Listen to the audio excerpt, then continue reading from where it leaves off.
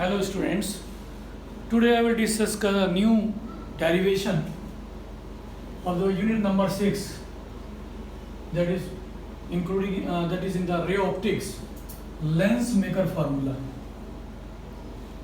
Lens maker formula, the meaning of that is it is a formula that is used to manufacture the lenses in the industries.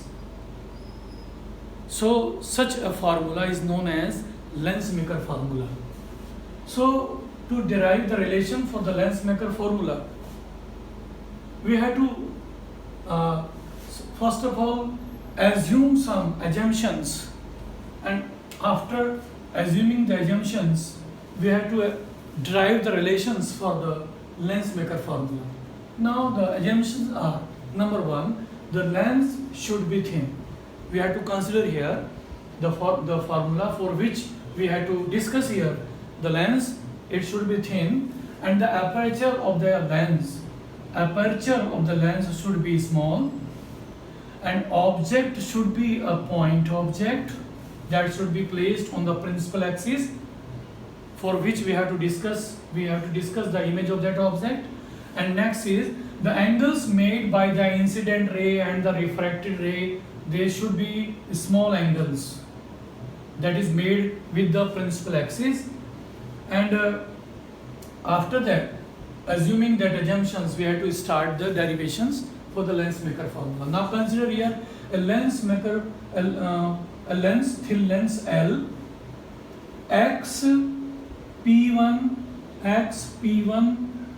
y is the first surface of this lens, and this is the one dice of this is the one surface, and next surface is like this. When these are combined like this, it means it is a lens. So for the we have discussed the first surface, it is x p1 y, and next is x p2 y.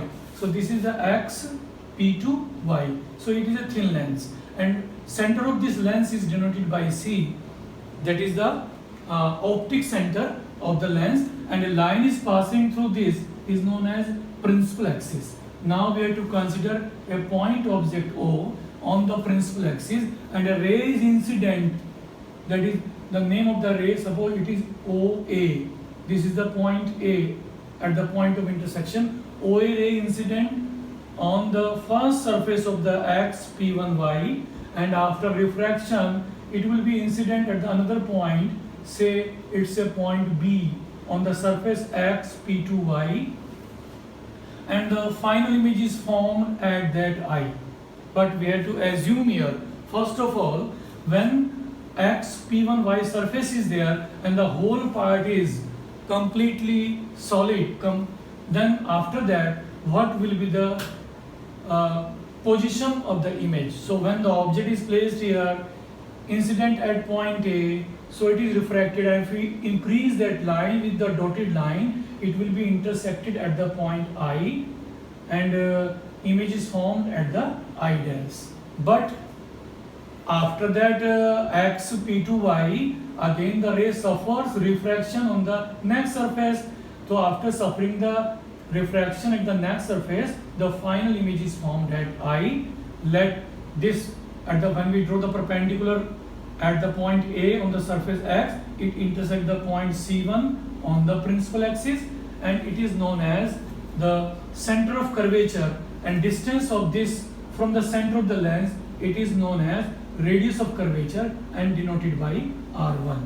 Similarly, from this center of this, the radius of curvature of the next part, x p2y, this is the center of curvature C2, and distance of the center of curvature C2 from the C, say it is equal to R2. R2 is the radius of curvature. R1, R2 be the radius of curvature.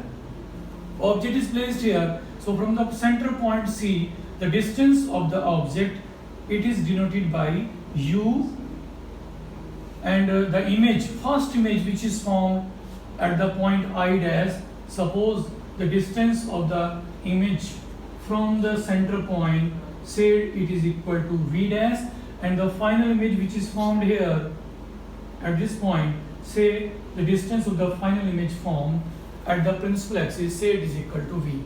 So these are the consideration symbols of these, and after that we have to start the expression. Now for the first x P1y surface, so at surface x P1y, if the whole part of this, we have to consider it is assumed, it is the assumption. Suppose x P2y surface is absent and only x P1y surface is there, and this is the part like this. Suppose it is a whole glass material, for example. Now the image is formed in the glass here. When we increase that line here, so image will be formed at the I dash. Now what will be the formula for the x P1y surface? So spherical formula for the x P1y surface can be written as, because in that condition mu1 is the refractive index of the air and mu2 is the refractive index of the glass. So image is formed in first situation because it is a suppose glass, in the glass, so in the mu2, and image object is placed in the mu1. It means the rays passing from rare to the denser medium. So the formula for rare to denser medium can be written as formula for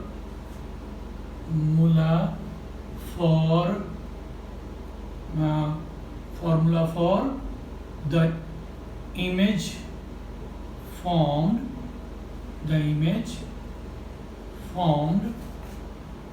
of an object from rarer to denser medium. Then the formula is mu2 upon V minus mu1 upon U equal to mu2 minus mu1 upon R. It is the general formula for rarer to denser medium. So according to this formula, we have to write the condition according to our figure. So what is situation is, for the second surface, then mu2, therefore mu2 upon V. V means where the image is formed. In the first situation, image is formed at the V dash and distance is from C I dash. So we have to write here C I dash V, and mu1 upon V and mu1 upon U, and U is CO. It is CO equal to mu2 minus mu1 upon R, and for this surface the radius of curvature is R1. From this C to C1 it is R1. So we have to write here R1. So this is the formula for the first surface. Now we have to write the sign. So if the ray is passing, when we measure the distance along the movement of the ray, then that will be taken as positive, and if we measure in the opposite direction, that is taken as negative. So in that situation, Ci dash and CC1 and CC1, we have to write C. First of all, we have to write here CC1. That is equal to R1, but we write here CC1. This CC1, it is positive. So this is CC1 positive, and C2O, it is in opposite direction, it is taken as negative, and C2I dash, it is in the direction positive, so it is positive. So this is the situation. Now we have to solve it. So it is equal to mu2 upon Ci dash minus minus plus mu1 upon CO equal to mu2 minus mu1 upon C1. This is the equation number 2 for the first surface after conversion. Similarly, we have to write the equation for the second surface, but because second surface is present here in the first situation, we have to assume here the second surface is not present, but actually the second surface is present here, and the name the second surface is x P2y. So when at the second surface, again refraction takes place. So the first refraction takes place here, and refraction will be takes place here on the second surface, and again it bends towards the normal and it will be intersected at the point I. The distance of the I from the C, that is equal to V. So in that situation, this actually image is in the denser medium. So first of all we have to write the general formula for the denser medium. So when the ray passing from denser to the rarer medium, so general formula will be just opposite to that formula. This is the general formula. So we have to write the opposite formula of this. We have to write here mu1 upon V and minus mu2 upon U, that is equal to mu1 minus mu2 upon R. So that will be the general formula for the ray when the ray is passing from rarer to the denser medium. So for the rarer to the denser, then we have to write the equation for the given surface. Now at second refraction on surface x p2y. This is the general formula for the x p2y. Then we have to write here in terms of like this. So mu1 upon V. V is here, this is the V, and the distance, the V is Ci. It is equal to Ci minus mu2 upon U, and U, because this image which is placed here in the denser medium, it is act as an object for the second surface and final image is formed here. So this is the virtual image.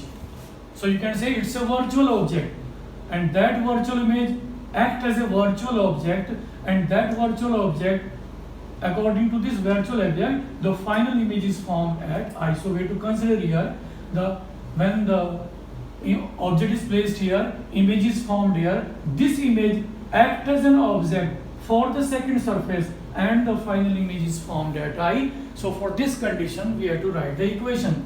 So mu1 upon Ci minus mu2 upon U, and U is Ci dash, where the image virtual object is placed. That virtual object act as an object. It is equal to mu1 minus mu2 upon R, and for the second surface R is C2. This is equal to R2. So we have to write here first C2. Now put the sign. So Ci, it is along the line, it is taken as positive. Ci dash, it is again on the other side, it is taken as positive. CC2, it is in the opposite direction, just in the left side, so it is taken as negative. And then solve the formula, means solve the sign that is put, we have to take in here, and after that we have to write the final equation, and final equation will be like this, that is mu1 upon Ci minus plus minus minus mu2 upon Ci dash equal to, taking minus common, and that minus common we have to write mu2 minus mu1, and that is minus CC2. This minus minus cancel out, we will get positive. So we can write directly like this, mu2 minus mu1 upon CC2, and this is the equation number 3rd for the second surface. It is for the first surface, it is for the second surface. Now we have to find out the total resultant value. Now adding equation 1, 2nd and 3rd, we have add equations 2nd and 3rd we have. Then we find out the value.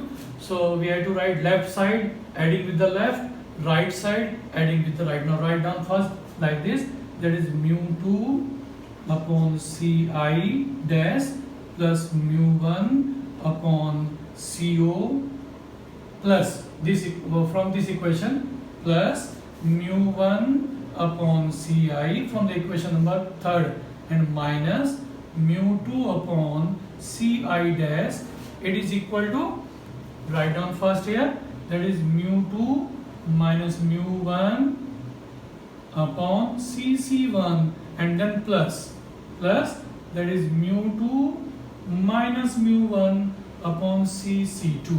So this is the addition of the equation number second and third, and after that you can see here one term is negative and these are similar terms, so these two similar terms are cancelled out and we will get, taking mu1 common,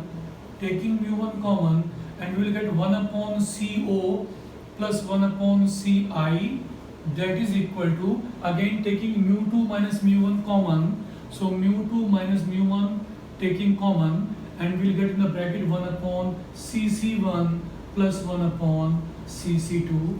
Now this is the final equation, and after that we have to put the values of CO, CI, CC1 and CC2 according to new sign convention. So we have to write here according to new sign convention. What about the CO? CO is like this, it is opposite direction and CO equal to U, so we have to write here CO equal to minus U. Now what is CI?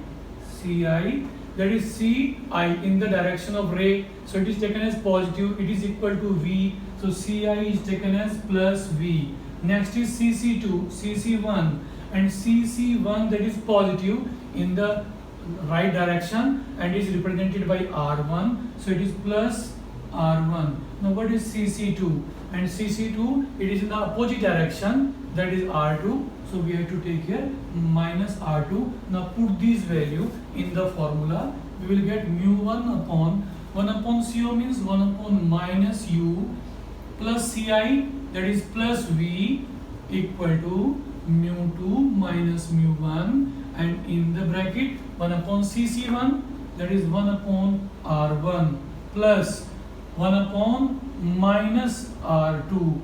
So this is the formula, and after simplification that formula, the result will be like this, and we have to drive the relation in between the UV, R1 and R2. Now we have to write the equation, and mu1 which is here in the product, when we put in the right side it will be in the division, so we can write like this 1 upon V, right first, and this is minus, so 1 upon minus U equal to mu2 minus mu1 upon this mu1, means we have to write in the division, and this is the same, and in the same this plus minus minus, so 1 upon R1 minus 1 upon R2. So in this formula we know that according to Lenz equation 1 upon F is always equal to 1 upon V minus 1 upon U. This is the Lenz equation.